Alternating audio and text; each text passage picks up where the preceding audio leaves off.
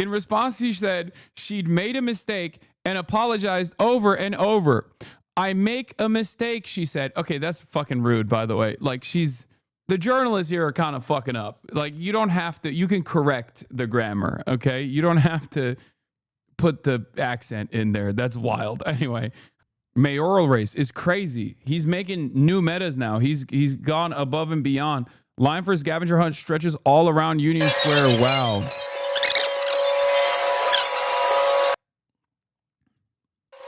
If I knew this shit was popping off, I would have flown out specifically for this. I would have flown out specifically for this. I would have participated in this and I would have filmed the process. It would have been dope. God damn. It's incredible. This is the OG scavenger hunt video. Let's see. Hello, my friends. I have to come clean. I have something to hide. Many things. The reason why he's okay, so for those of you who don't know, what's going on here, the reason why he has a bag of chips in his hands is because you keep saying you fly to New York City, I ain't seen you. Yeah. You would get mobbed by fans, no shot. I think it would be fun in and of itself. You are not as tapped in as you thought, huh? Yeah, that's true. I'm not. So the reason why he's holding a bag of potato chips is because last week, an article came out exposing one of Mayor Eric Adams's boosters for trying to bribe a journalist with a bag of potato chips. The story is hilarious because it is very Eric Adams. Okay? And does anyone have a link to the article? Because I really need to show you some of the choice quotes from this article. A former top City Hall advisor and current campaign confidant to Mayor Eric Adams attempted to give money to a reporter from the city following a campaign event in Harlem Wednesday. Now, what's really funny about it is that she apparently walked up and had one of those like Chinese red letters. And I believe she's also Chinese. Like the booster is Chinese.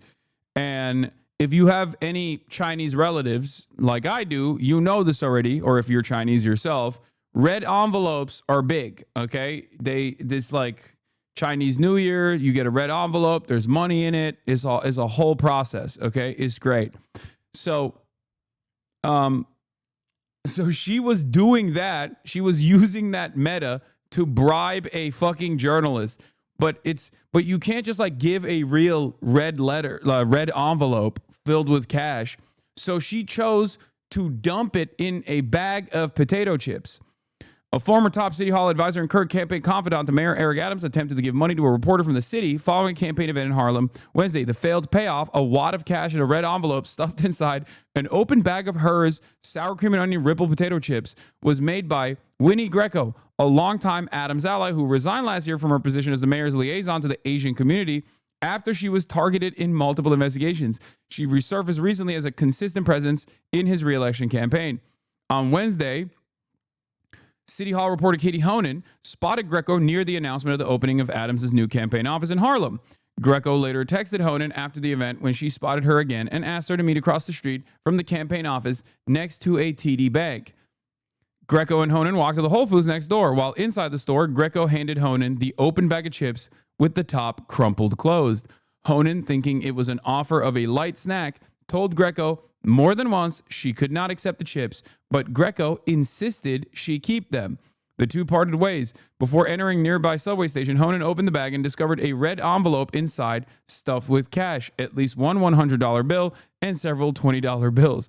The reporter then called Greco and told her she could not accept the money and asked if she was still nearby so she could give it back. Greco said she'd left the area. Honan told her she had to take the money back, and Greco said they could meet at some point in Chinatown. The reporter then texted Greco, "I can't take this. When can I give it back to you?" She did not get a response. In an interview later Wednesday, the city asked Greco what her intention was in handing money to the reporter. This part is amazing. In response, she said she'd made a mistake and apologized over and over. I make a mistake, she said. Okay, that's fucking rude, by the way. Like, the journalists here are kind of fucking up. Like, you don't have to, you can correct the grammar, okay? You don't have to put the accent in there. That's wild. Anyway. She said, I'm so sorry. It's a culture thing. I don't know. I don't understand. I'm so sorry. I feel so bad right now. I'm so sorry, honey. She then called the city back, advising that we call her attorney, Stephen Brill, and adding, can we forget about this? I try to be a good person. Please, please, please don't do in the news nothing about me. I just wanted to be her friend, Greco added. I just wanted to have one good friend. It's nothing. I just wanted one friend, dude. Why? Why? Everyone is no friends in the industry. Everyone is fake. Is this why people get weirded out when I hand them cash at the gym? This is cute type of corruption. We need more of this. This is why I love Eric Adams, because his orbiters, like the people that he has surrounded himself with, are exactly like Eric Adams, from all different walks of life, from every type of background. Okay. They are so perfect. They are exactly like Eric Adams. This is the most Eric Adams style bribery scheme, because it's like $200. First of all, like it's not like it's just $200. Like that's not that's not exactly a big enough bribe to really to truly purchase a journalist, I suspect, right? Anyway, then her lawyer says, I can see how this looks strange, Brill said, but I assure you that Winnie's intent was purely innocent. In the Chinese culture, money is often given to others in a gesture of friendship and gratitude. Winnie is apologetic and embarrassed by any negative impression or confusion this may have caused. Amazing. It's just my culture. It's fine. It is pretty cool that like Eric Adams was doing such like low level corruption, because both what he got from the Turkish government in return and the Turkish government's demands were so minor. They were so low level. It's hilarious. Like he got free trips to Turkey and like better flight accommodations and like free hotels, or like rerouting trips through Turkey just so he could get like free trips. And in exchange for that, he got like the fire marshals to clear the Turkish embassy, even if it wasn't up to fire code. And also a promise that he would not recognize the Armenian genocide, or rather wouldn't make a big deal about the Armenian genocide. Like that's all. Both parties involved here are playing. What is happening? Both parties involved here are playing such a fucking silly ass game. Like it made me kind of fucked up as a Turkish American. You know what I mean? I was just like, damn, bro, Israel gets to do whatever the fuck it wants. Israel is making politicians do gymnastics on the penis. Meanwhile, Turkey's like, please, please, sir, just don't recognize the Armenian genocide, or if you will, just don't make a big stink about it. Like, don't make a big show about it. It's like, dude, are you serious? Like, do better corruption. What is this? Do better corruption. I think it's fucked up. Oh my God. Anyway, but that's the reason why he's holding up a bag of potato chips here. Because we're doing a scavenger hunt. No. Hello, my friends. He's buying votes with fun and games. Yeah, this is incredible, dude. I mean, it's so smart. A great way to activate a lot of people. It's brilliant. What can I say? It's spectacular. It's brilliant. And you're getting so many free impressions out of this. But more importantly than all of the social media that comes out of this, you have like you create a sense of community. You get people outside. You get people working over the same goals. Like you get people working in the direction of the same goals. Like this is exactly the type of stuff that we need to do no matter what. Like it's not even like the fact that this is happening around a mayoral campaign is interesting, but it's amazing that this is getting people outside and getting people to like to work with one another in some way, like giving people busy work. It's public engagement. It's fantastic. I love it. No notes. It's awesome. A lot of Twitter shitlords are using Grok to give them the answers. Zorhan should make that a rule. Yeah, I mean, people will try to mess it up, but ultimately, it's just it's not the destination; it's the journey. Okay, that's the whole point.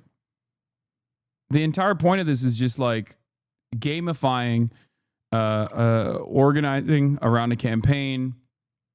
Yeah, it gets more people to take public transit, so his campaign can say ridership increased. It's brilliant. Yeah, because public transit is a major focus for Zorhan. It's what he's gotten. It's actually what he's made the most impact in when he was a state assembly member.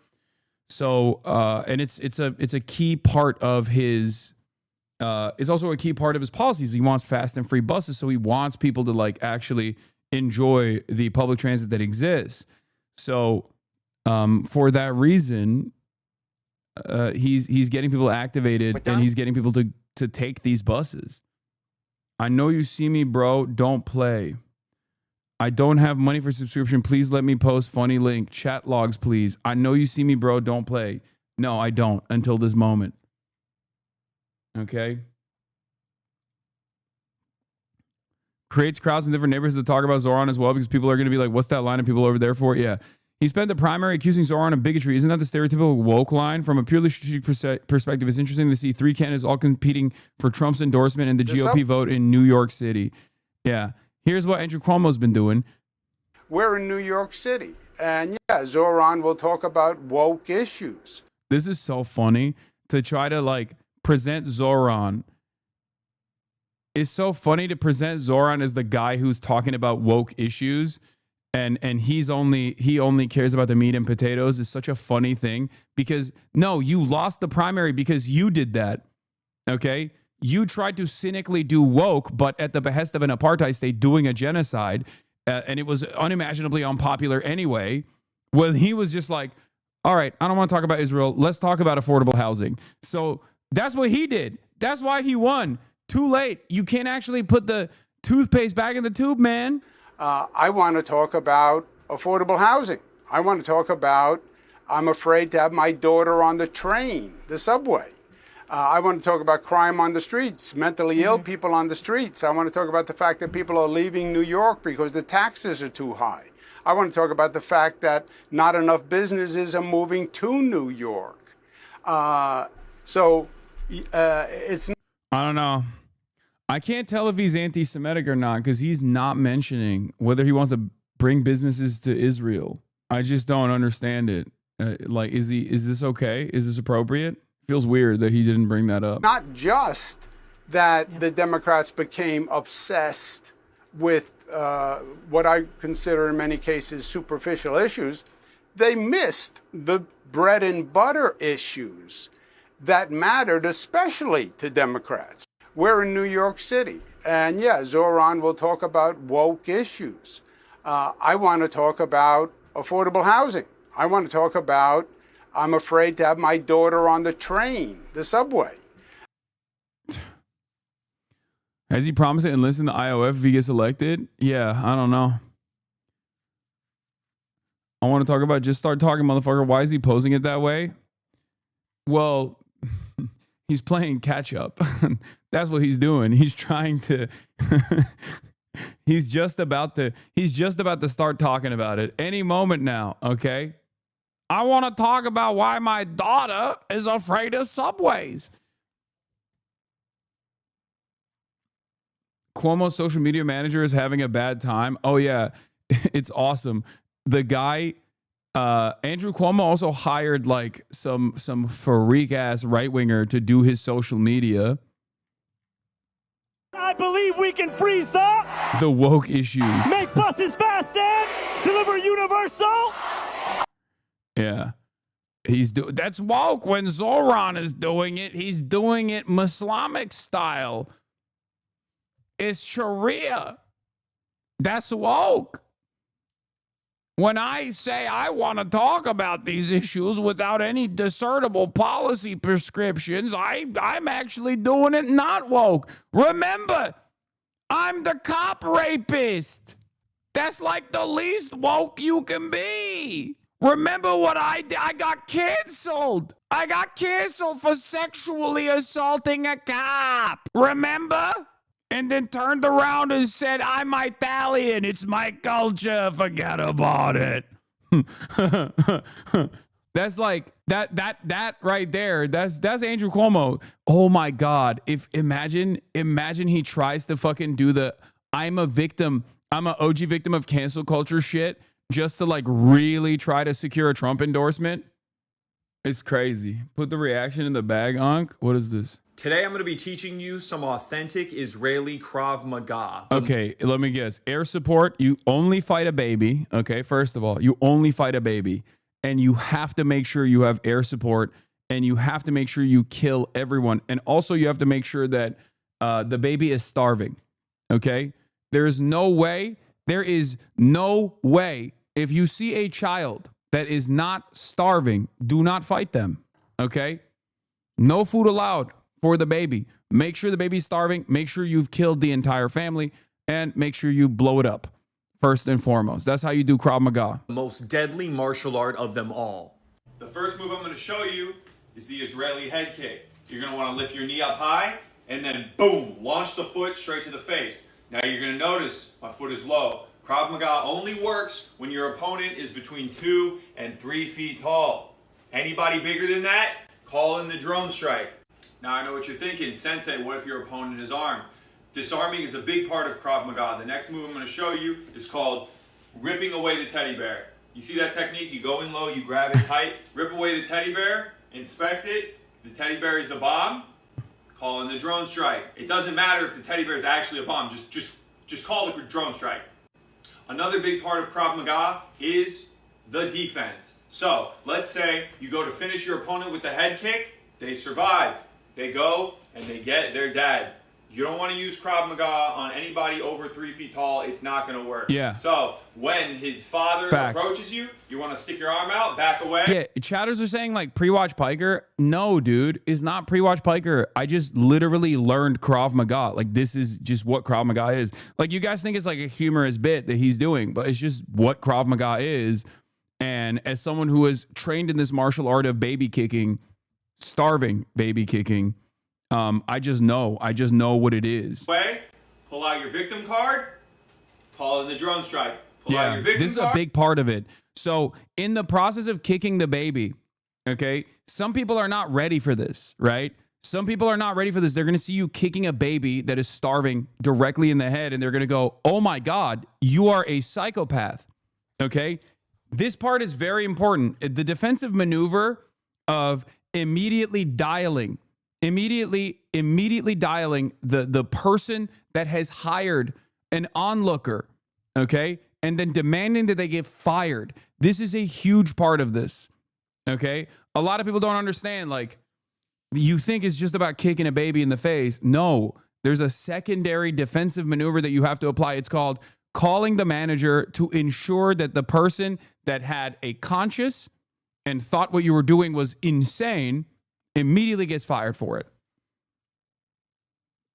When you kick a baby, every single person is supposed to be clapping.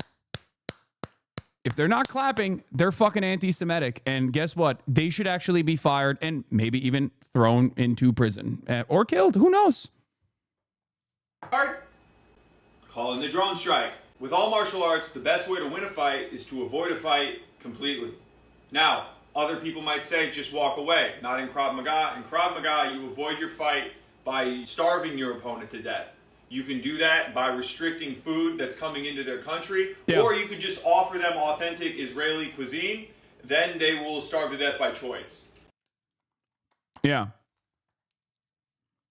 It contains multitudes. Like, people don't understand. You don't understand. Use your ultimate move when you summon a U.S. president. Oh, I mean, that's the ult.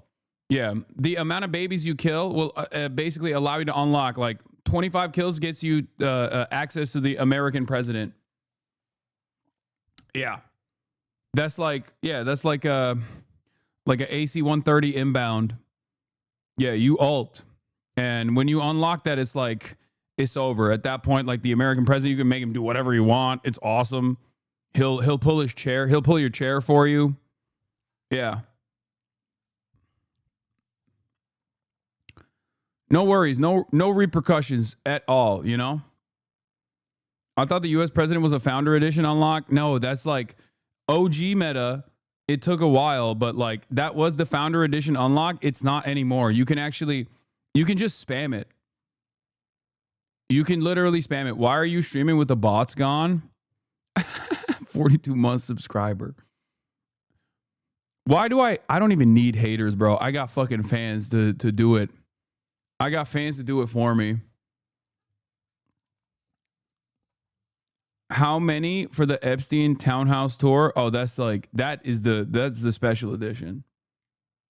What does he mean? I am the boss, Lamau. Yeah.